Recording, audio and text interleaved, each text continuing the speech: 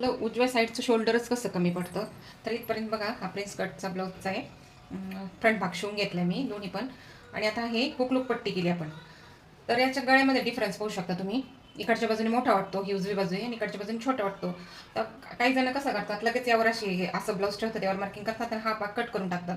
पण तसं करायचं नाही, ते चुकीचं होतं. ही हुक लूकची पट्टी आहे, त्यावर ही पट्टी सेम टू सेम ठेवून घ्यायची या पद्धतीने.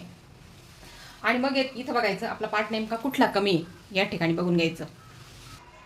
आता हा सेप काय करायचं, या ठिकाणी आपण मार्किंग करून घ्यायचं. हे बरोबर हे दोन्ही एकावर ठेवायचा. हा पार्ट एक्स्ट्रा असतो, त्यामुळे हा पार्ट यावर ठेवायचा, बरोबर या ठिकाणी मार्किंग करून घ्यायचं.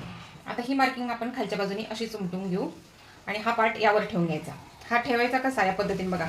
ही हुकलूक पट्टी जी आहे ती सोडून हा पार्ट ठेवायचा आणि मग हे बघायचं.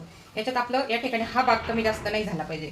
तर या ठिकाणी बघा असं ठेवल्यावर हा पार्ट जो एक्स्ट्राचा आहे आपला तो वरती येणार. मग त्याच हिशोबाने आपण हा पार्ट फक्त एवढा असा छाटून घ्यायचा या पद्धतीने. आपण जर पूर्ण ब्लाऊज कटिंग करायला गेलो तर मग आपली पुढच्या गळ्याची फिनिशिंग पूर्णपणे बिघडते. हा एवढासा पार्ट एक्स्ट्रा झाला होता.